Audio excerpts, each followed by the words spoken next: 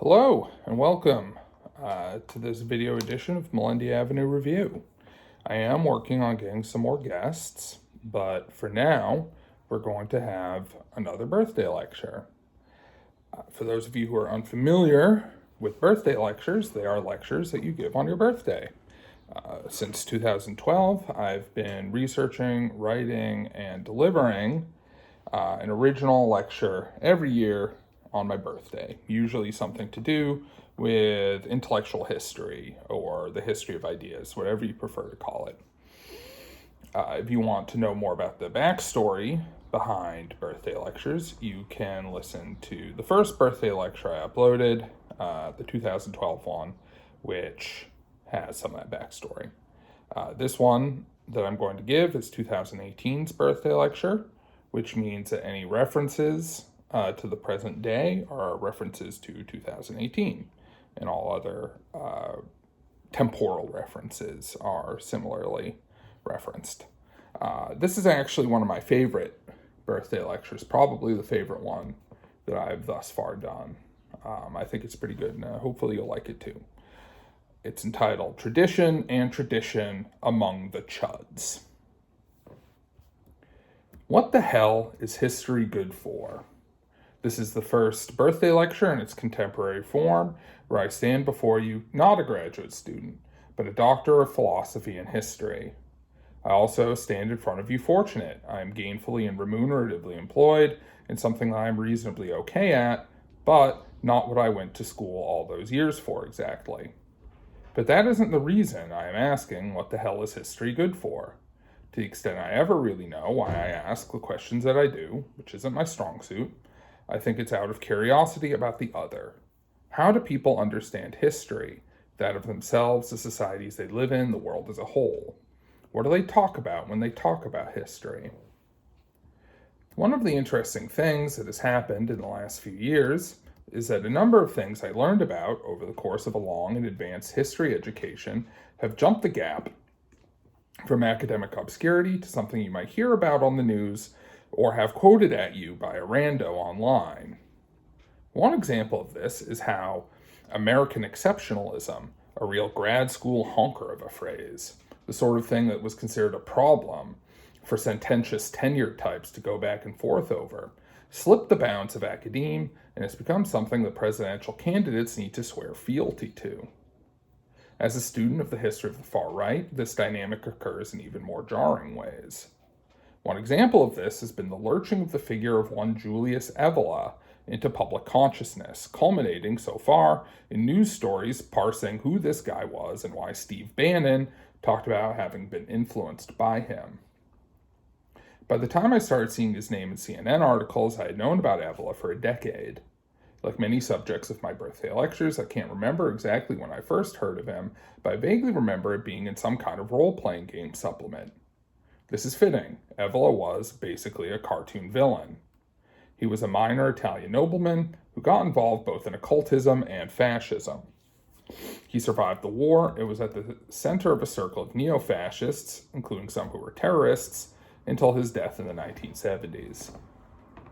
In the way I often wind up with projects, picking something that happens to pop into my head and sticking with it until it's done without quite knowing why. When I was in my very first semester of grad school at the New School in the fall of 2000, I took a class on the history of fascism and decided to write my term paper on Evola.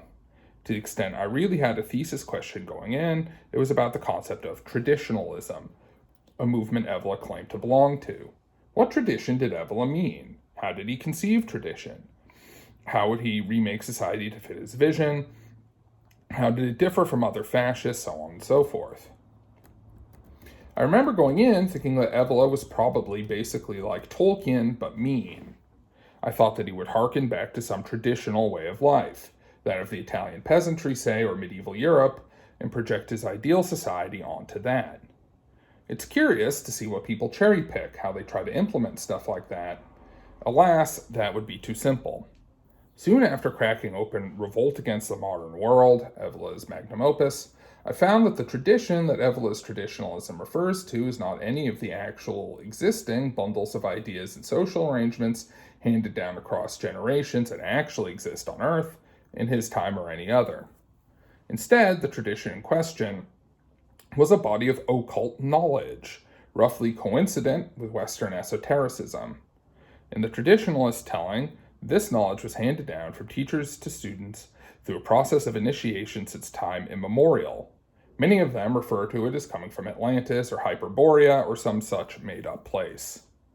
In some versions of it, the tradition was the broadly believed folkways of some distant past, but in recorded history, the tradition was the property of an intellectual elite who guide society, or should anyway, in accordance with the tradition's unchanging rules. Traditionalism, in turn, was part of a larger wave of movements in the late 19th and early 20th centuries that sought to eschew Western rationalism in favor of more emotionally satisfying alternatives. A lot of bored bourgeoisie on both sides of the Atlantic dabbled in one or another flavor of spiritualist or occult shenanigans at this time. This was the time that saw Helena Blavatsky and Aleister Crowley become international celebrities. Traditionalism was a few notches more intellectual than many of the esoteric fads of the time, spreading amongst theologians, anthropologists, and art historians who dedicated study to finding timeless spiritual truths across a variety of historical and geographical contexts. Traditionalism is necessarily backwards looking. At one point, we had humanity united in timeless spiritual wisdom, and now we don't. Some versions of the traditionalist intellectual canon lead down benign, hippie-ish roads. For example, the idea that every religion leads towards the same basic truths, so you should be nice to people from all of them, is a somewhat traditionalism-inflected idea, right? They're all pointing back towards some primeval truth. But more often than not, traditionalism took the intellectual trajectory that most of the irrationalist philosophies developed at its time took: violent reaction against social change. For the most part, this meant more of a passive rejection of a modernity seen as corrosive of the tradition, but too advanced to take head on. So you saw the creation of social networks dedicated to urging people, almost inevitably young, alienated bourgeois intellectuals, down the path of initiation to whatever kind of secret sacred knowledge which inevitably various tradition peddlers squabbled over. Eventually, this was more or less absorbed into New Age stuff.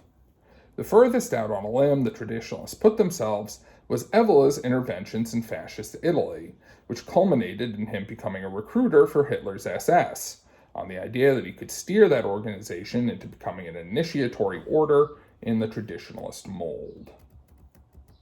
I got my copy of Revolt Against the Modern World from a dopey New Age press based out of Vermont. The introduction from the editor takes great pains to separate Evola from fascism, in a way that has since become familiar to me because random fascists get mad at me because I wrote a couple of rude dismissive sentences about the book on Goodreads. This happens at least once a year. Mostly, they argue that Mussolini and Evola didn't get along, that Evola looked down on fascists as low class. This is actually true enough. What they neglect to mention is the whole worked for the SS bit, or the fact that Evola's problem with fascism is that fascism wasn't extreme enough, did not reject modernity, did not go all the way in creating a new elite, was too willing to negotiate with authorities like the Vatican, and at first, wasn't racist or anti-Semitic enough. Evola makes clear in Revolt Against the Modern World and other works that the tradition is solely the property of the Aryan race. The Aryan blood may not be enough to ensure initiation, but it is a prerequisite. To answer the obvious question dogging any traditionalist, whether in the big T sense we're talking about, or the small t sense of people who just fetishize the past, that is, if the past was so great, why did people change? Evola provides a pretty common answer. The Jews did it.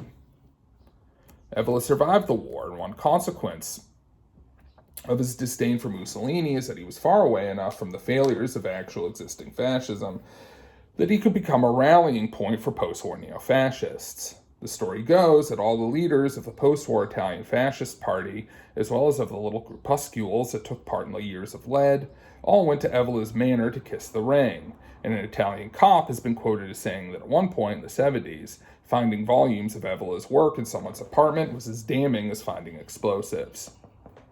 For my money, Evola was probably a snitch. He was connected to Operation Gladio, a NATO effort to train and arm stay-behind armies in case the Soviets invaded, which, surprise, surprise, mostly funded guns to right-wing groups and mafias. And there's no way Evola would have stayed free and openly involved with fascist terrorists for so long without giving someone, the Italian police, the CIA, whoever, something. He would have been an ideal informant and control rod for when the Italian police wanted to keep control over their sometime assets, the Italian fascist terrorist gangs. You can imagine how the Goodreads fascists love it when I suggest that. I don't quite recall when I found the second seed of this lecture either, but it was sometime around the same time, 2008 or 2009, when I somehow found out that a prominent public figure was running around calling himself a traditionalist. Fox News host Bill O'Reilly. I was immediately tickled by a vision of this aggressively ignorant lace-curtained cretin passing what time he didn't spend screaming on TV or sexually harassing women in a study lined with many leather-bound books and vaguely spiritual trinkets from foreign lands, leafing through the works of Evola, Rene Wenon, and Ananda Kumaraswamy as he ponders the ineffable mysteries of the perennial tradition. While in many respects the works of the traditionalists are fatuous, these were highly educated people. Highly educated, kind of stupid, and profoundly amoral, the pre-1945 European upper-class mold, and it shows in their writing. So it was an amusing picture, and like many of the amusing pictures in my head, made up of compound obscurities and thus difficult to share with others.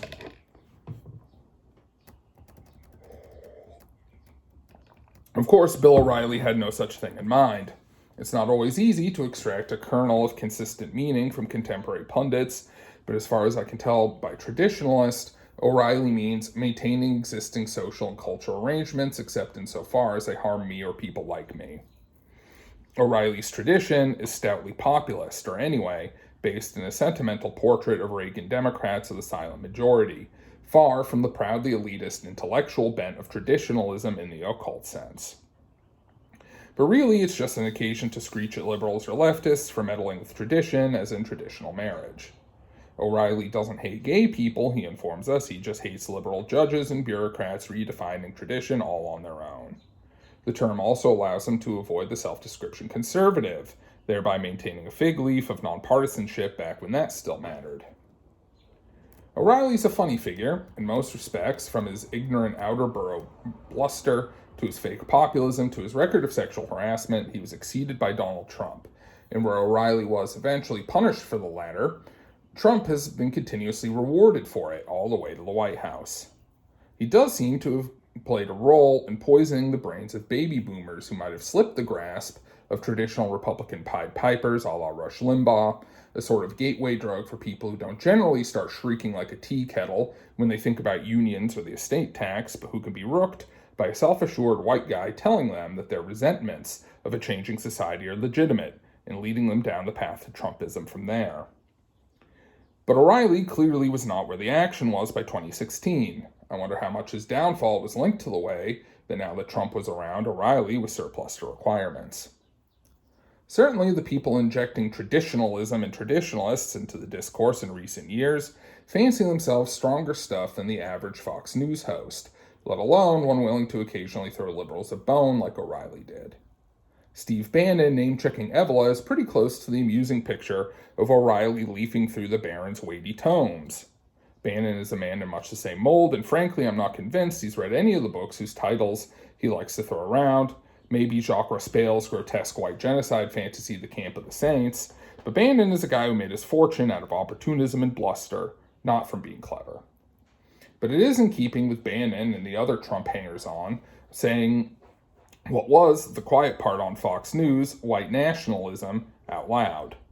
We also have the Traditionalist Workers' Party, an alt-right formation involved in street fighting in Charlottesville and elsewhere. TWP was founded by a nerd named Matt Heimbach, who later became famous for destroying his own group by having an affair with his right-hand man and father-in-law's wife, and getting arrested for beating several of the people involved. Heimbach's career as a fascist militant leader, such as it was, entailed playing what could be called trailer park shtick, or redneck face or something, which culminated in the sordid little tangle with his wife and father-in-law that imploded his group. Heimbach is from solidly middle-class circumstances, from a leafy Maryland suburb of Washington, D.C., and is a university graduate. His organization liked to posture itself as the defenders of a white working class defined culturally, a classic right-wing populist move, using race and culture to try to rope the masses into a project that will only benefit the few. This entailed a bifurcated concept of traditionalist. On the one hand, Heimbach is a deeply pedantic cherry-picker of right-wing obscurity, citing figures like Evola and Romanian fascist occultist Corneliu Codreanu as influences. On the other, his movement embraced a kitschy caricature of the white working class, based in stereotypes of rednecks, as the objects of his efforts, the tradition his group meant to uphold and defend. When Heimbach ordered his movement to spread out amongst the Appalachian and Rust Belt masses and make the inhabitants' problems their own, like Mao but stupid, the reaction was predictable. People didn't buy it. But Heimbach bought it, all the way to taking his expensively educated corpus to a rural Indiana trailer park and undertaking the sort of domestic arrangements a deeply patronizing and none too bright fetishist of a stereotypical version of poor white America might consider appropriate for the surroundings. One wonders how many descents into the most degraded forms of identity politics are seeking that sort of LARPing catharsis more than any given political outcome. Heimbach and his goons weren't the only people on the newly effervescent fascist right to cite traditionalism as an influence. The spread of the far right online has facilitated what I think of as the wikiing of political signifiers within the space, figures that you would have to seek out in the sort of books that mostly gather dust on university library shelves now have Wikipedia pages that are often linked to the Wikipedia pages of more familiar figures or movements, put on conveniently curated lists of figures from given traditions and movements, and so on. This doesn't entail a deep engagement with figures like Joseph de Maistre, Nicolas Gomez de Villa, or, to cite a figure pretty popular on right-wing memes, Julius Evola. You don't need to slog through Evola's long-winded explanations of the descent of man from the Aryan Atlantis Golden Age to use him in a meme on Facebook communities like fully esoteric techno-fascism, which at various points have had 5-figure membership for whatever that's worth. Presumably, at least a few of the fascists lapping at my Goodreads heels are members.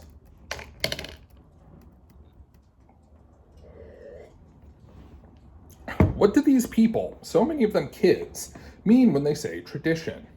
I found myself wondering if they meant it in the normative sense, roughly like what Bill O'Reilly meant, or in the sense that Evelyn and his peers meant it, as in a single esoteric body of thought.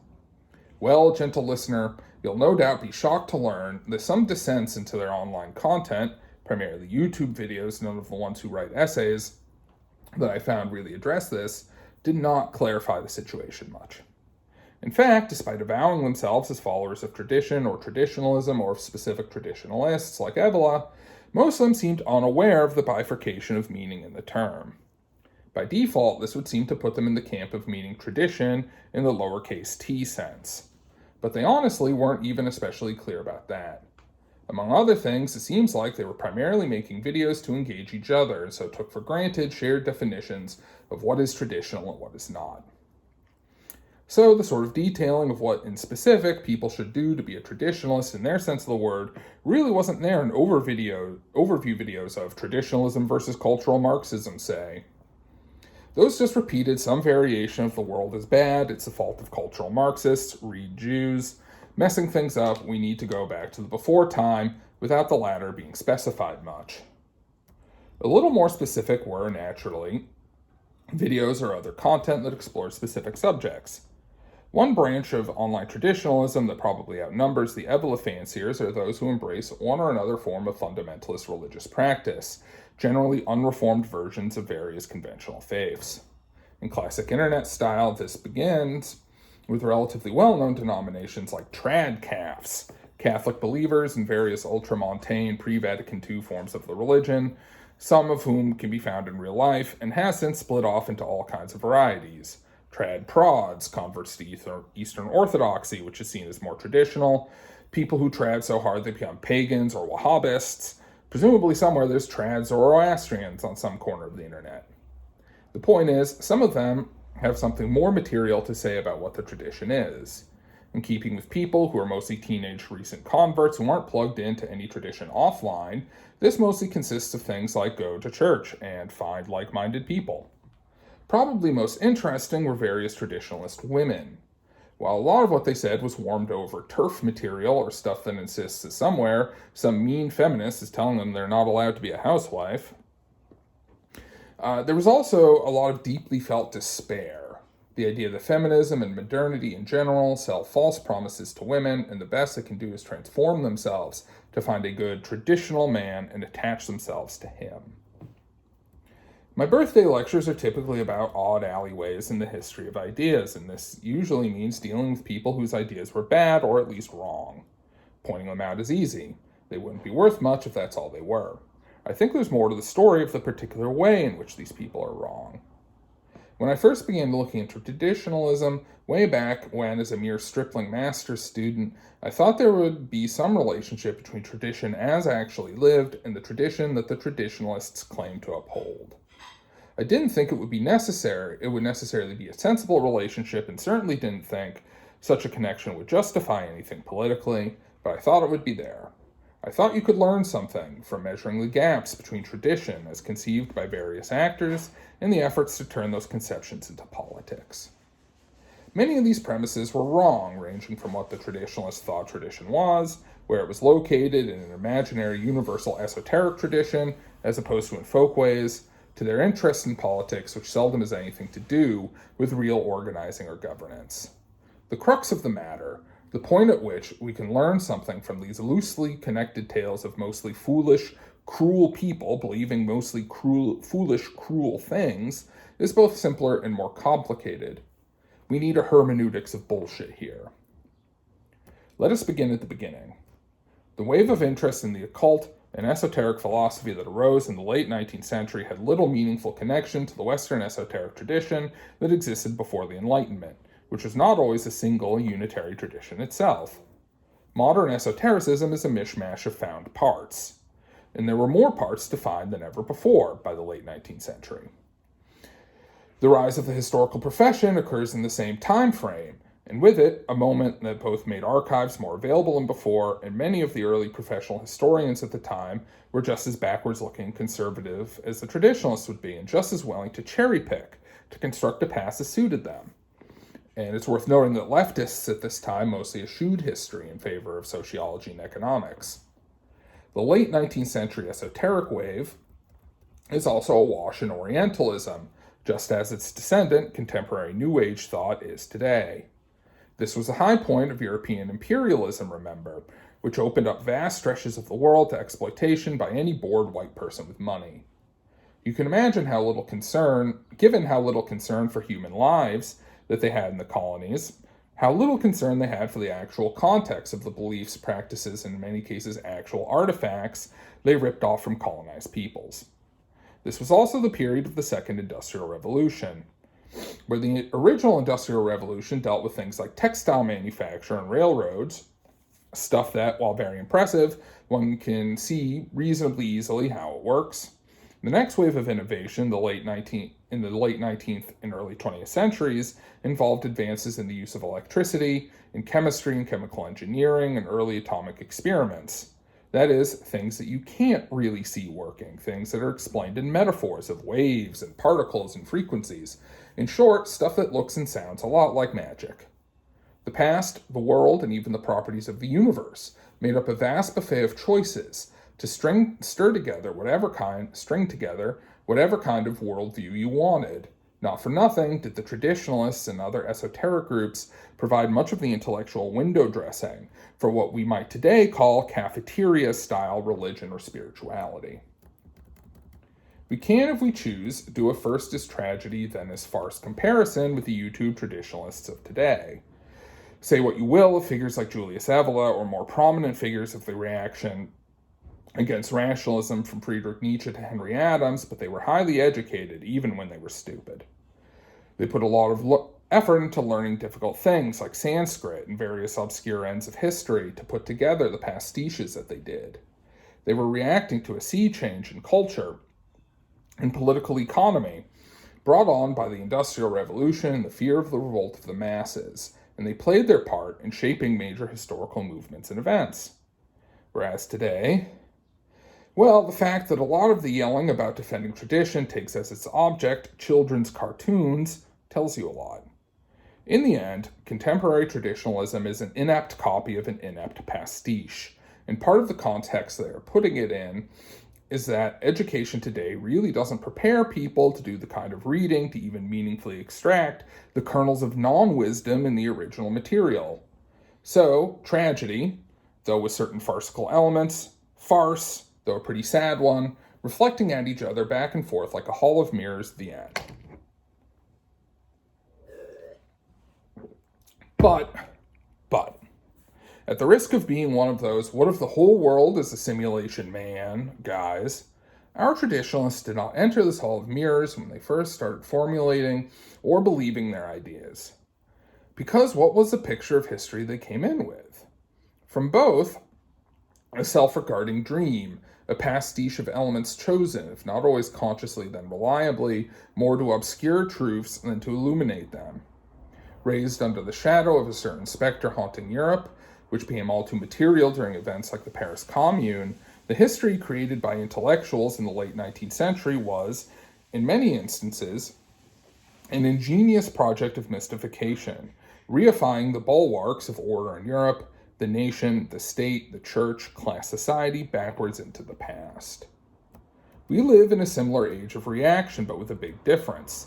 The sheer density of messaging that is possible given modern media technology and the comparatively clear slate that America's unique situation affords it.